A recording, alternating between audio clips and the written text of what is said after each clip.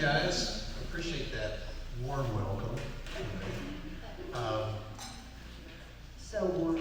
So warm. Hot. Steamy. So, I asked Kathy, I said, so what is it you want us to share about? And she said, well, just, what has the prophetic been for you? And, Julie and I feel like we're just barely beginning because we've only been exposed really to the prophetic about 5 years now. And it's interesting how many people have about that same period of time that they've been on this team. So we grew up in kind of a traditional, non-denominational church, Bible believing, and the Holy Spirit was acknowledged but not embraced. And I think a lot of us have come from those kind of backgrounds.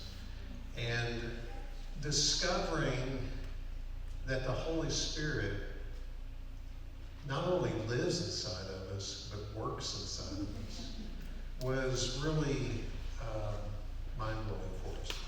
And to not only understand that we can hear God for others, but we can hear God for ourselves. And that's really, it's changed the trajectory of our lives and our marriage. And so, this place is part of that. We weren't really sure why we were building it. It was kind of like the ark. It looks like an ark, It's like, so what's rain, Lord?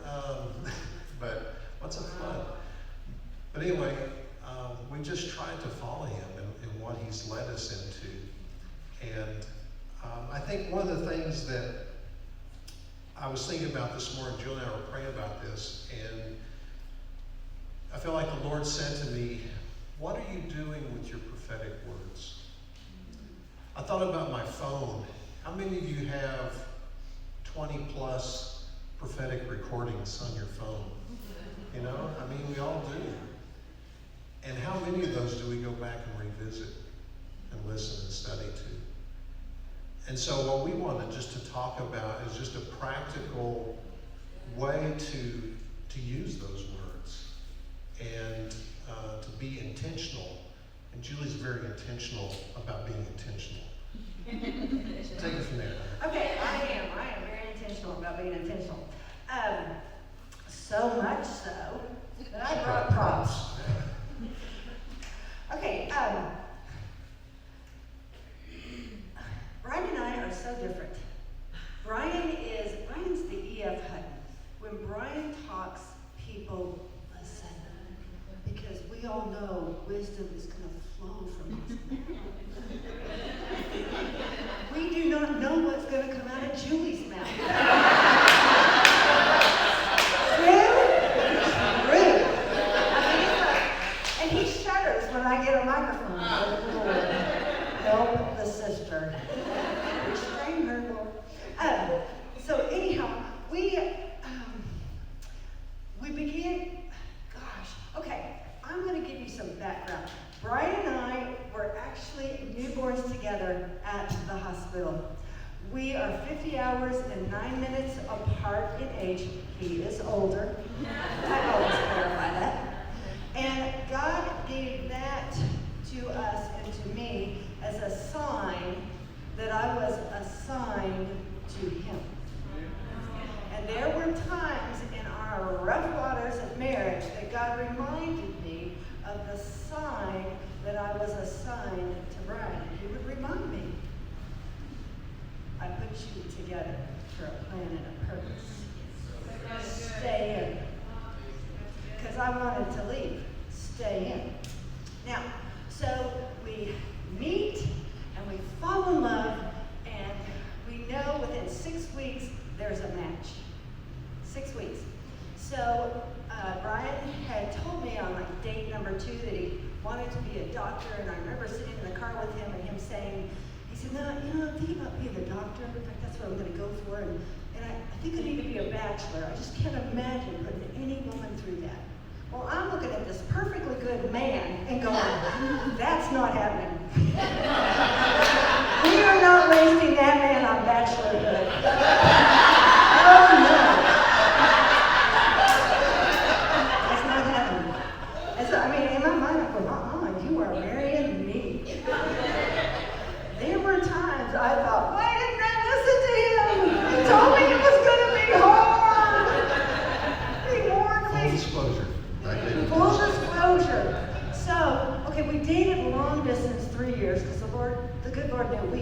be in the same town together. He's like, I gotta separate you two. So Brian was, I was off at Texas Tech, working for Tech, and then Brian was finishing up his degree. So we dated long distance 3 years. And then he graduated one weekend. The next weekend, we got married. 3 weeks later, he starts medical school.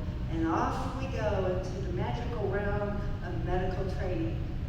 10 years later, we finally finished all that. And it was tough. A lot of medical marriages don't make it. During that time, Brian would always remind me, he would say, Julie, it's not me against you, it's us against them. Okay, it's not, we're not pitted against each other. It's us against whatever adversity, whatever is coming at you, is you. The man. The man, yes. The man. The man that says he has to be at work. So, we had to really wrestle through that time. And we realized that we had a plan for Brian's career. Okay, we knew it was going to be 4 years of medical school, then it was going to be 4 to 5 years of a residency, and then if you wanted a fellowship, that was going to be another year. And so we worked the plan. We got that, we got that, we got that.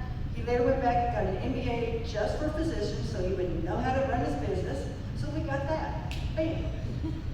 Not once did we ever come up and formulate a plan for our marriage or our family. Not once did we lay out that plan. We did not get everything we wanted in our marriage, and we did not get everything we wanted in our kids and in our family, because we had no plan. We just assumed that because we'd grown up in a Christian home, we were good Christian people, and we were doing the right thing. We went to church, we took our kids to church, we took them to youth group, and shouldn't it all have worked out? It did not all work out. Nope. No. A lot of disappointments, a lot of failures, no plan. So, I don't know when it hit, but it was like, you know what? I'm going to start writing down my goals. I think it was 2013 is when I took the first sheet of paper. Get my crotch? I took the first one-page sheet of paper, and I began to formulate, what did I want in life? What did I want? And I knew, keep it simple, Julie. You're a simple woman. Keep it simple. No novels. One page. That's all I ever allowed myself. And I began to write down, what did I want in my marriage? What did I want in my family? And I began to pray it in. Oh, yes. So, we got intentional. Because if you don't know what you're going after, and you won't bother to take 15 minutes, maybe 30, and all these prophetic words and that what God's been speaking to you, you can get a pretty good idea of where you should be heading. It's really not that hard.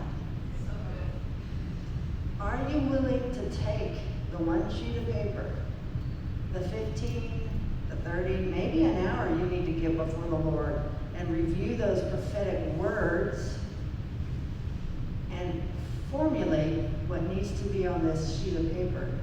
And I print 3 copies every year. One goes in my SIMS family notebook, the handy-dandy SIMS family notebook. One goes in there. One goes in my closet, because I go in there every day getting dressed. Those goals are right there. And then another one will go somewhere else. I've even posted it in my laundry room. Oh, doing laundry. There's the goals. We're looking at them. And I cannot tell you how this has changed our marriage, our family, our lives. And I will be, in a moment, and I'm going to share a few of these with you, so you get an idea what we're after. Okay, number 2. My family will be world changers, kingdom seekers, and builders. They will be active participants in the final great harvest of souls for Jesus Christ. That's what we're after. That's what we're after.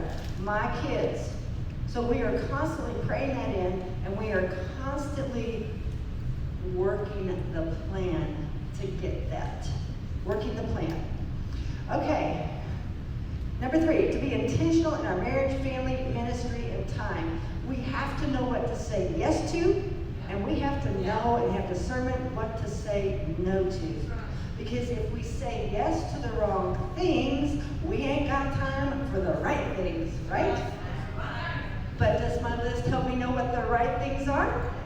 Because if it's not on the list, should I invest in that? No, I should not. Because I've taken the time, I've taken the prophetic words to know where are we headed. Okay, number 4. I declare a perpetual fast from whining and complaining about Brian, our marriage, and our family. Says, do everything without complaining or arguing so that you may become blameless and pure, children of God without fault in a crooked and depraved generation in which you shine like stars in the universe. Who wants to be a star in the universe? Raise your hand. Who wants your family and your kids to be a star in the universe? How about your marriage? How about it? Why aren't we stars in the universe? Shouldn't our marriages be the best marriages out there? Should they not? I remember I had a conversation with Brian, and I told him one time, it really just hit me. I thought, Brian, if we do not have a marriage that is fun, adventuresome, growing, thriving, then why on earth would our kids want what we have? Why would they want it? Why not live and shack up with somebody? You know, it's like if we don't set the example and the bar high, they don't. Come on. And you need to. Somebody else sets the bar. Oh, that looks better than what mom and dad have. Because see, we grew up in homes that I remember I was praying around the kitchen table and it hit me. It's like, okay, our parents' marriages were not glorious. They were Christian people, and they were hanging in there to the bitter end. They had gotten to that level of enjoyment with each other. We're Christians, we're committed to the marriage, miserable. That's tasty. That's tasty. I want some of that. Give me a big keeping it back kind of marriage. And it was like, no. And I began to think, okay, this is generational. I don't think and I knew on my side, my grandparents' marriage had been pretty rocky too, pretty miserable. And it was like, that's a generational curse on my family. And that day I said, from this moment on, Brian and I are putting the stake in the ground about the type of marriage we're going to have. And we're making a stand that our marriage is going to be sweet. You grow old either sweet or sour, and you get to pick. Don't you? Every day you wake up and you have the choice. Are we going to be sweet to each other? Are we going to be sour? Are we going to whine and complain? We're going to whine and complain? No. Now, I want to put in here, I just mentioned that verse. I'm going to go back because I put in there a little parentheses, and it says, my mouth created the wilderness I walked in for decades. I now create with my mouth the paradise I desire with Brian.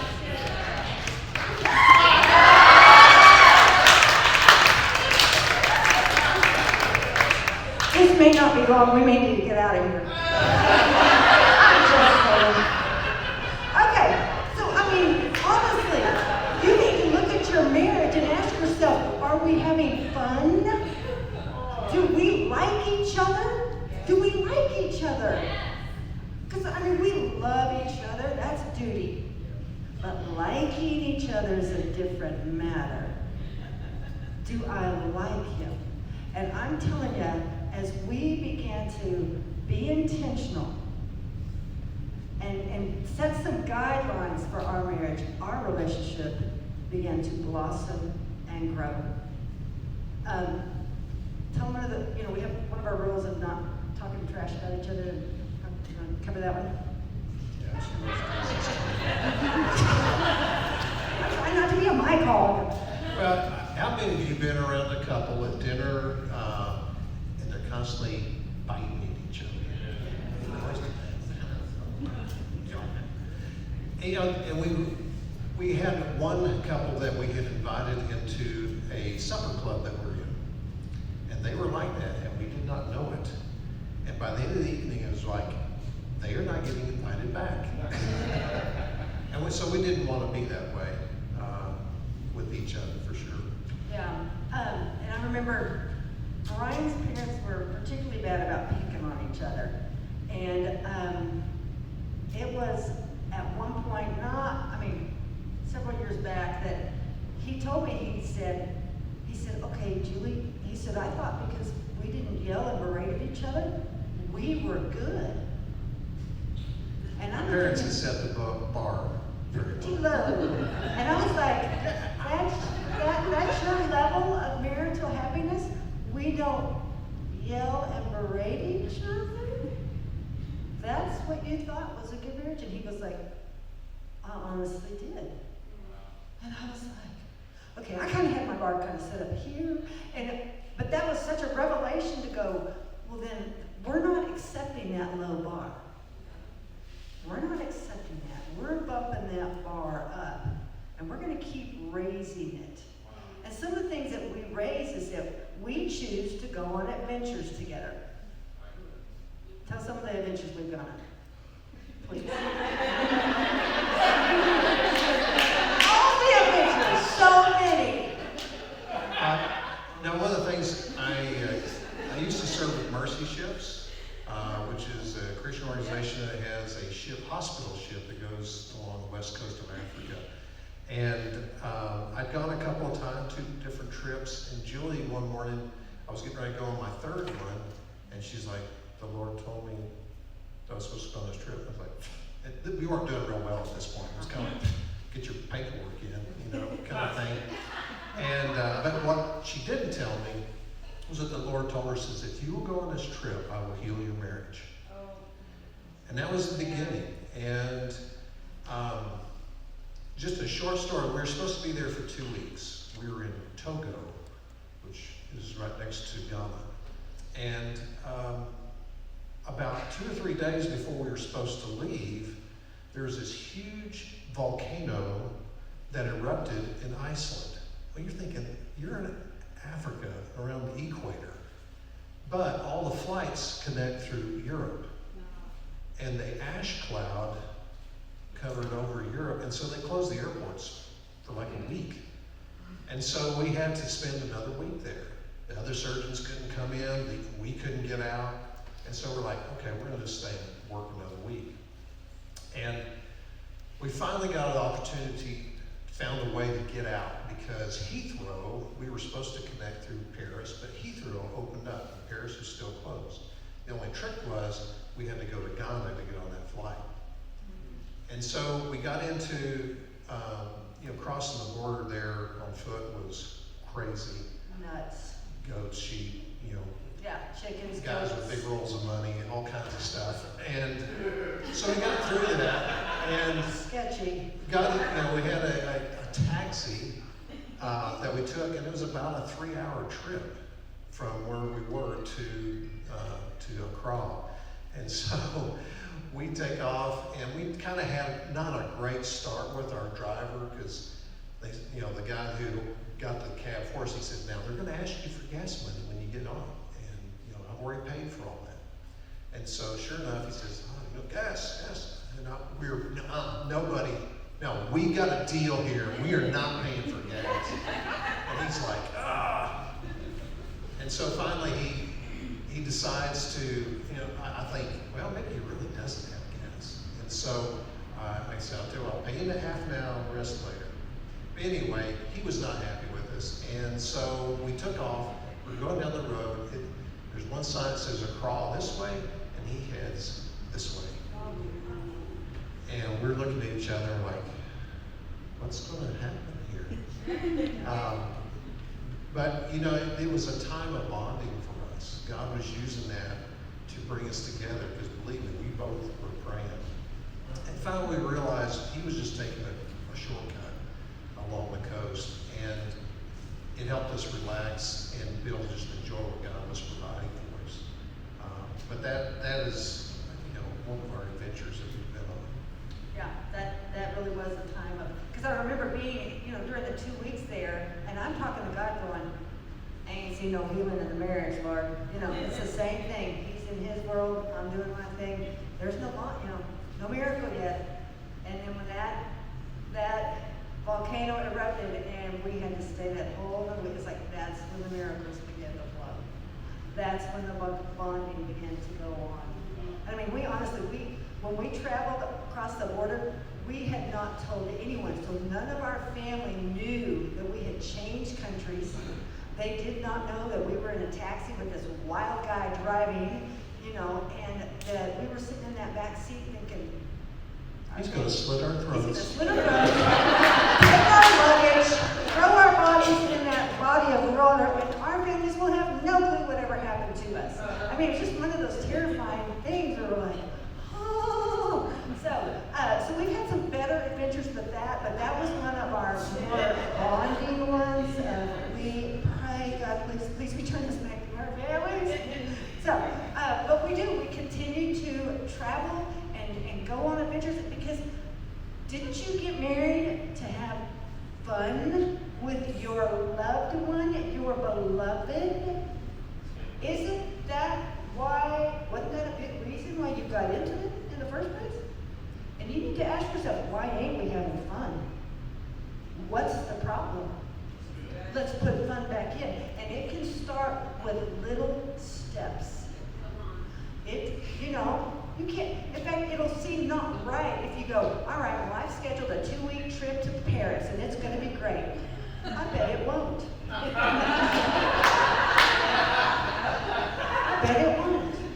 Why don't you start with something a little more believable so they'll trust you? It was Paris, Texas. Yes. Okay. Well, all right. Here's an example. All of a sudden, there came this season where the gas fare would show up, and I would get in my car and I'd look and go, the gas fare came, and my car is back on full again, and I thought I was going to have to stop at the gas station, but somehow someone put gas in my car. That's some husband fun. Yeah. Okay. All right. We have a habit that because Brian drives a loud truck, and our garage door comes up. It's by our kitchen, and I know about when he's coming home. When I hear the truck and the garage door go up, if I'm not in the kitchen, I beeline to the kitchen, and I am standing there, and I am waiting for him to come through that door. Because I want him to make a very clear transition from the work world to you're at home and to my loving arms. And that's the time that we embrace, you know, the briefcase goes down, we embrace, and it's like, you just left that and now you're back in your castle, honey. And that's the start of the evening together. Cost us nothing but paying attention. Pay attention. You know, instead of him coming in and, oh, hey, can you fix that? Look, the kids are, you know, this or whatever. No, my man just showed up. The king, the priest. Should I not give him a good welcome in? Yes. Okay, how we doing on time, people? I don't even know. 7 minutes. Okay, I'm going to drop down number 9. Cheney is our last child. We have 6 children. She's 19. She just left this morning to go back to Oklahoma State University. And this we got to do twice. That number 9 is Cheney, that we will continue to pour love, affection, and time into her until she leaves in the fall. Cheney, being the last one, got the least of us. By that time, we were busy, we were committed on boards and different projects, and she got the last of us. And she knew it. She got the dregs, if that. And we damaged her. And when she was 17 in high school, she felt like she had been not even raised by wolves, but nobody. And we really had a problem in our hands. And the problem was not her. It was us. It was clearly us. And we made a decision, and we sat down with her and we said, we owned our mistake. Cheney, we did. We abandoned you. We were not here, and whatever tell us what we did. And she told us she had no problem telling us. And we said, yes, we are guilty, and we're sorry. But from this moment on, things are changing. And we made a consistent effort to be there for her and to love on her, spend time with her. And as we did it over last year, and she came home early this year, came home with spring break, didn't get to go back. She's had 5 glorious months with her mom. And tell them what she would say to us as we got towards the end of this time. Well, she would come to us and just say, I feel like there's been such healing in our relationship.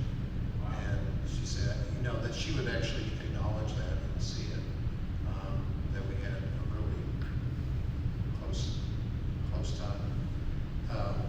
She's calling right now.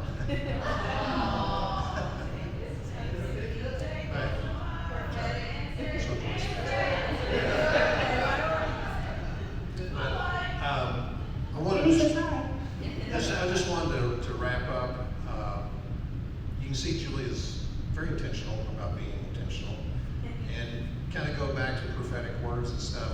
What I would say is that, kind of like what Drew had us do this morning, take that time to ask the Lord, what is it that you have for me? And ask, what is it that you created me to be and to do in this world? And I had the experience several years ago of going through that thought process, and God kind of revealed some dreams. It basically came to me of, if money weren't an object, what would I like to do? Because I was looking for, maybe retire from medicine in 5 years or so. It's like, what would I like? What do I want my post-medicine career to look like? Because I don't believe that retirement is biblical. And so, looking through that, I was afraid to tell anybody about that because it was crazy, what I was wanting to do. I wanted to go into media, to film, that kind of stuff, and I have no experience. And, but in doing that, I wasn't allowing anybody in. And then I started getting prophetic words. People say, I always have been kind of creative when I was young and growing up. And people start calling that out, saying, God is taking something off the shelf for you. Something that you thought has been put away for a long time, He's bringing it back. And as I started getting those words that were confirmation of those dreams that God had put in my heart, it gave me the courage to go forward and start taking those steps. Just like Julie started taking those steps and being very intentional, putting out goals that she pursued. And in the same way that those resulted in open doors for us and be able to step into an incredible marriage at this point. I mean, we've come through so much healing.